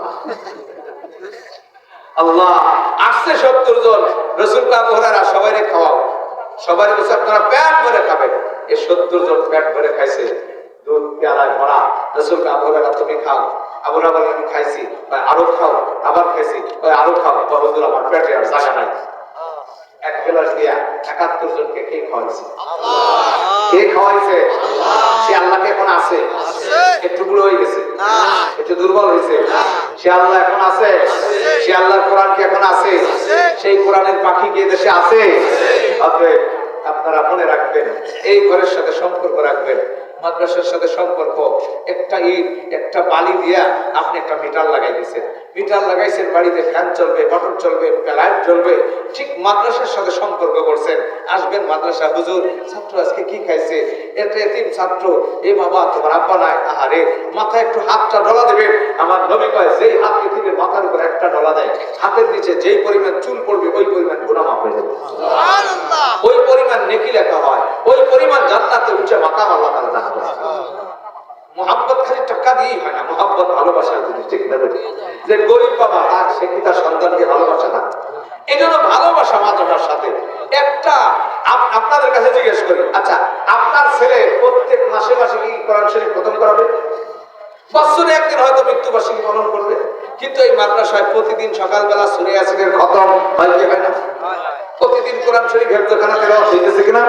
তো আপনি যে এই মাদ্রাসার সাথে একটা সম্পর্কের তার গোড়ায় গেছেন, ইনশাআল্লাহ কবরে যাওয়ার পরে এই হুজুর থাকবে না, কমিটি থাকবে না, কেউ থাকবে না। কিয়ামত পর্যন্ত যদি মাদ্রাসাও বন্ধ হয়ে যায়, এইখান থেকে একটা ছেলে পাগড়ি নিয়ে বেরিয়ে ও যদি 10টা ছেলেরে পড়ায়, ওই 10টার মধ্যে 5টা যদি আর 5টা মাদ্রাসা করে, এইভাবে কিয়ামত পর্যন্ত 5 লক্ষ মাদ্রাসা হয়। আপনি আজকে এখানে একটা ইট কিনে দিয়া একজন ছাত্র লজিক রেখে এমন কাজ করে গেছেন, কিয়ামত পর্যন্ত আপনার কবরে সওয়াব পৌঁছে যাবে। তাতে কেউ দোয়া করুক বা না করুক। এই জন্য আলেমরা এই দেশ স্বাধীন করেছে। আব্দুল আজিজ মুহাদ্দিস দেহলভির ঘোষণায় ভারতবর্ষ স্বাধীন হয়েছে যেদিন আফগানে আল্লাহর কোরআনের উপরে পা রাইখা এই রাশিয়ান বাহিনী পায়খানা করেছিল, মুসলিম রমণীদেরকে হেলিকপ্টারে ধরে নিয়ে দর্শন করেছিল, সেদিন কেউ মাঠে নামে নাই। সর্বপ্রথমে মাদ্রাসার ছাত্ররাই বাঁশের গোড়ানি নিয়ে এত বড় পারমাণবিক অস্ত্রের মোকাবেলা করে 30 বছর যুদ্ধ করে রাশিয়াকে জুতার মালা গলায় নিয়ে পরাজিত করছে, ঠিক না? যেদিন তাসলিমা নাসরিন আল্লাহর কোরআনের ভুল ধরেছিল, সেদিন মাদ্রাসাওয়ালারা মাঠে নামছে। যেদিন সালমান রুশদি নবীকে গালি দিয়েছিল, সেদিন মাদ্রাসাওয়ালারা মাঠে নামছে। যেদিন রাজীব হায়দারের মতো নাস্তিক শাহবাগে আল্লাহ নবীকে গালি দিয়েছিল, সেদিন আল্লাহ আহমদ শফি সারা বাংলাদেশকে ডাক দিয়েছিল। এই জন্য আপনাদেরকে বলতেছিলাম, দুনিয়াতে আপনাদের পারের তৌরি, আখিরাতে একজন হাফেজ 10 জনকে সুপারিশ করবে, আর হক্কানি একজন আলেম যদি হয় তো কমসে কম 70,000 মানুষকে সুপারিশ করে জান্নাতে। এই হলো এর ওলাদের কাজ। দুনিয়াতে আপনাদের বন্ধু, আখিরাতে আপনাদের বন্ধু। আল্লাহ নবী কারণে বলেন, ইন্নামা আজওয়াদান নাস আনা সুম্মা উলামা। এই পৃথিবীতে আল্লাহর পরে সবচেয়ে বড় মহৎ আমি নবী, আর আমার পরে আমার আলেম। তাই অনেক কথা বললাম, ভুল হয়ে গেলে আল্লাহ আমাদেরকে শুধরায়া দেখ। আমি আপনাদেরকে বুঝাইতে চাইছিলাম মাদ্রাসা আমাদের কি কাজে লাগবে। যতক্ষণ পর্যন্ত সঠিক এলিমের জ্ঞান না আসবে, আমরা আজকে দেখেন এই বাংলাদেশের সবচেয়ে বড় শিক্ষিত জাহাঙ্গীরনগর বিশ্ববিদ্যালয়ের শিক্ষক, সে থাকে এখন বৃদ্ধাশ্রমে। কিন্তু আমি এটা চ্যালেঞ্জ করে বলতে পারবো, 1 কোটির মধ্যে কেউ যদি হয় সেটা ভিন্ন কথা, কোন আলেমের বাপ বৃদ্ধাশ্রমে থাকে না, ঠিক না? এই পৃথিবীতে আত্মহত্যা করে বহু মানুষ, আলেম আত্মহত্যা করে না, কারণ আমরা গরিব হলেও অশান্তিতে নাই। এই জন্য আপনাদেরকে বলতেছি, আপনাদের ছেলে মেয়েগুলোকে একটু কোরআনের শিক্ষাটা দিয়ে নিন। আমি বলি না আপনি মুফতি বানান, আমি বলি না আপনি মুহাদ্দিস বানান, আমি বলি আপনি ডাক্তার বানান, আপনি ইঞ্জিনিয়ার বানান, তবে একটু নুরানি থেকে শিখে নেন। 3টে বছরে আপনাদের নুরানিতে পড়ে ও ফরজ পড়বে, ওয়াজিব পড়ে, জানাজার নামাজ। এই যে আজকে এক মাদ্রাসায় দেখা পোলাপান জানাজার নামাজ পড়ে দেখা গেছে। এই জন্য বললাম, আপনাদের ছেলে মেয়ে যেগুলো 3টা বছর নুরানিতে পড়ে, এই 3 বছর লচে যাবে না, ও স্কুলে গেলে 4-5 ভর্তি হবে। এবং আমি চ্যালেঞ্জ করে বলবো, যে ছেলেটা নুরানি থেকে স্কুলে যাবে, ও স্কুলের ভালো নম্বর ও করবে, ঠিক না? এত সুন্দর লেখা, এত সুন্দর পড়া, এরকম খাটনি করে কেউ পড়াইতে পারে না। আমাদেরকে বহু ট্রেনিং এর পরে আমার নার্সারির বাচ্চারা এখন পেলে, নার্সারির বাচ্চারা ইংরেজিতে কথা বলে, আবার হাদিস মুখস্থ, যে বাচ্চারা কথা বলতে পারে না তারা 10টা হাদিস মুখস্থ করে শোনায়। এই জন্য আপনাদেরকে বললাম লস নাই। আপনার ছেলে 3টা জামাত পড়লো, মাদ্রাসায় 2টা জামাত পড়ে যদি নাও পড়ে, আল্লাহ আমাদেরকে তৌফিক দান করেন। ওয়াকিলু দাওয়ানা আলহামদুলিল্লাহ আলামিন। আপনাদের 3টা হসপিটালে কথা মনে রাখতে হবে। 1 নম্বর মসজিদ, 1 নম্বর 2 নম্বর মাদ্রাসা। মাদ্রাসা কয় প্রকার বলছি? এটা চলতি বৃত্তি মাদ্রাসা, যারা মাদ্রাসা করতে যেতে পারেন না। আর আপনাদের সকলকে বলে দিলাম, এই যে সামনে রমজান মাস আসতেছে, অথবা আপনাদের এলাকার ইমাম বা তাদের সাথে আধা ঘন্টা আপনারা কোরআন শরীফ মস্ক করেন। কোরআন শরীফ এমন এক জিনিস রাসূল বলছেন, যার পক্ষে সুপারিশ করবে তার জান্নাত ওয়াজিব হয়ে যাবে, যার বিপক্ষে মামলা দিবে তার জাহান্নাম ওয়াজিব হয়ে যাবে। অতএব কোরআন শরীফ আপনি শুদ্ধ করেন, পুরো কোরআন শুদ্ধ করা লাগবে না, মাত্র 5টা সূরা মুখস্থ করেন, শুদ্ধ করে নেন। ইনশাআল্লাহ শুদ্ধ করার মেহনত করার নিয়ত করে কালকে মেহনত শুরু করছেন, পরের দিনে যদি মরে যান, আল্লাহ নবী বলেছেন এই লোকটা হক্কানি আলেমের সাথে যাবেন। সুবহানাল্লাহ। সবাই বলেন সুবহানাকাল্লাহুম্মা ওয়া বিহামদিকা আশহাদু আল লা ইলাহা ইল্লা আনতা আস্তাগফিরুকা ওয়া আতুবু ইলাইক। আমরা একটু ইসারে সাহেবের উদ্দেশ্যে পাশে দেখলাম কবরস্থান, একবার আলহামদুলিল্লাহ, 3বার কুলহু আল্লাহ, আল্লাহ তাআলা শুনে এইটুকু আমল করে সব ইসারে করবেন। যে যত কবরে নিয়ত করবে প্রত্যেক কবর আল্লাহ 10 কদম কোরআনের সওয়াব পড়ে। আউযু বিল্লাহি মিনাশ শাইতানির রাজীম। বিসমিল্লাহির রাহমানির রাহিম। আলহামদুলিল্লাহি রাব্বিল আলামিন। আর-রাহমানির রাহিম। মালিকি ইয়াউমিদ্দিন। ইয়াকা না'বুদু ওয়া ইয়াকা নাস্তাঈন। ইহদিনাস সিরাতাল মুস্তাকিম। সিরাতাল লাযীনা আন'আমতা আলাইহিম গায়রিল মাগদূবি আলাইহিম ওয়ালাদ-দাল্লিন। آمين. بسم الله الرحمن الرحيم. قل هو الله أحد الله الصمد لم يلد ولم يولد ولم يكن له كفوا أحد. بسم الله الرحمن الرحيم. قل هو الله أحد الله الصمد لم يلد ولم يولد ولم يكن له كفوا أحد. بسم الله الرحمن الرحيم. قل هو الله أحد الله الصمد لم يلد ولم يولد ولم يكن له كفوا أحد. بسم الله الرحمن الرحيم. ألهاكم التكاثر حتى زرتم المقابر كلا سوف تعلمون ثم كلا سوف تعلمون كلا لو تعلمون علم اليقين لترون الجحيم ثم لترونها عين اليقين ثم لتسألن يومئذ عن النعيم. সবাই বলেন আস্তাগফিরুল্লাহ আল্লাযী লা ইলাহা ইল্লা হুয়াল হাইয়ুল কাইয়্যুম ওয়া আতুবু ইলাইহি লা হাওলা ওয়ালা কুওয়াতা ইল্লা বিল্লাহিল আলিয়্যিল আযীম। আয় আল্লাহ, আমরা তওবা করতেছি, আমাদের জীবনে যত গুনাহ করেছি, জানা অজানা, সদরে গোপনে, সগীরা কবিরা, ইচ্ছায় অনিচ্ছায়, বুঝে না বুঝে, আয় আল্লাহ তুমি আমাদেরকে মাফ করে দাও। আমরা আর করব না, আমরা আর করব না, আমরা আর করব না। আয় আল্লাহ আমরা ওয়াদা করতেছি চুরি করব না, জিনা করব না, নাহক খুন করব না, মিথ্যা মামলা দেব না, মিথ্যা সাক্ষী দেব না, ফরজ নামাজ ছাড়ব না, নারীকে বেপরদা করব না, সুদ ঘুষ নেব না, দেব না, মদ গাঁজা ফেন্সিডিল যাবা ইত্যাদি সেবন করব না, নারীকে বেপরদা করব না, জুলুম করব না, মালে ভেজাল দেব না, ওজনে কম দেব না, মিথ্যা দাম বলবো না। আয় আল্লাহ তুমি মাফ করে দাও, তুমি তৌফিক দান করো। সবাই মুহাম্মাদের সাথে দুরূদ শরীফ পড়ি। আল্লাহুম্মা সাল্লি আলা মুহাম্মাদিন ওয়া আলা আলি মুহাম্মাদ কামা সাল্লাইতা আলা ইব্রাহিম ওয়া আলা আলি ইব্রাহিম ইন্নাকা হামিদুম মাজিদ। আল্লাহুম্মা বারিক আলা মুহাম্মাদিন ওয়া আলা আলি মুহাম্মাদ কামা বারাকতা আলা ইব্রাহিম ওয়া আলা আলি ইব্রাহিম ইন্নাকা হামিদুম মাজিদ। الحمد لله رب العالمين والصلاة والسلام على سيد المرسلين. ربنا ظلمنا أنفسنا وإن لم تغفر لنا وترحمنا لنكونن من الخاسرين. ربنا آتنا في الدنيا حسنة وفي الآخرة حسنة وقنا عذاب النار.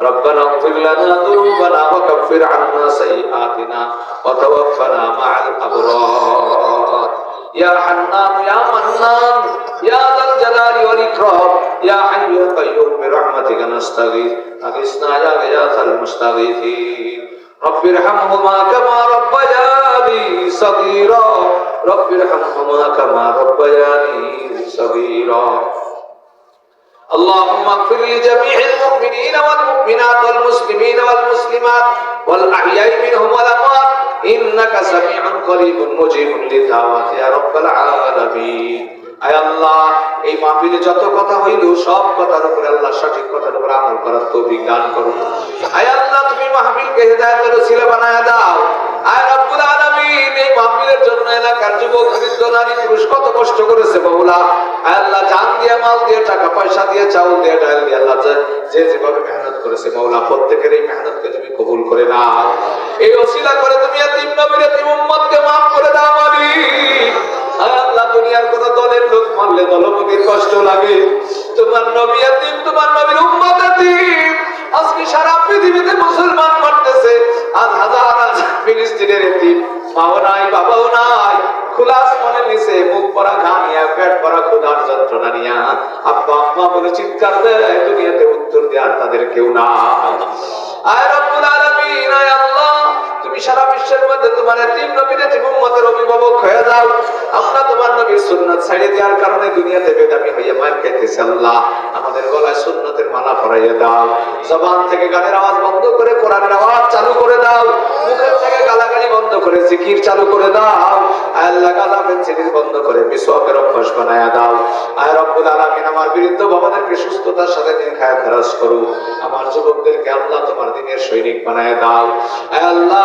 বাচ্চা কাচ্চাদেরকে তালিম ইলম বানায় দাও স্কুল কলেজ মাদ্রাসা সকল ছাত্রদেরকে আল্লাহ মোবাইল মুক্ত করে দাও আয় রব্বুল আলামিন আমাদের স্কুল কলেজের ছাত্রদের বিদ্যা বুদ্ধি দিনের কাজে ব্যবহার করার তৌফিক দান করো আয় আল্লাহ মাদ্রাসা ছাত্র যারা দিয়ে হয়েছে আল্লাহ তাদেরকে হক্কানি রব্বানি আলেম হওয়ার তৌফিক দান করো আমরা যারা ছেলেপেলে দিতে পারি নিয়ে দেওয়ার তৌফিক দান করো আয় আল্লাহ আমরা এখানে কিছু ইসানে সাহাবের আমল করেছি মাহবুব যদিও সুন্দর করে তোমার কোরআন সবাই পড়তে পারি নাই তবুও তোমার মেহেরবানি দ্বারা আমাদের তেলাওয়াতকে কবুল করে নাও আমাদের দুরূদ সালাম সোনার মদিনায় পৌঁছে দাও আল্লাহ আমাদের সমস্ত আমলের সওয়াব সমস্ত নবী রাসূল আল্লাহ সকলের কবরে পৌঁছে দাও সকলের রওজায় পৌঁছে দাও আয় আল্লাহ तमाम সাহাবা আউলিয়া শুহাদার কবরে পৌঁছে দাও সারা বিশ্বের মধ্যে তোমার এতিম নবীর উম্মত যে যেখানে শুয়ে আছে দূরে বা কাছে চিনি বা না চিনি প্রত্যেকের কবরে তুমি পৌঁছে দাও কাজ করে মাওলা আশেপাশে গুরুস্থানের মধ্যে আল্লাহ কত মানুষ শুয়ে আছে আয় আল্লাহ সভাপতি সাহেব ইন্তেকাল করেছেন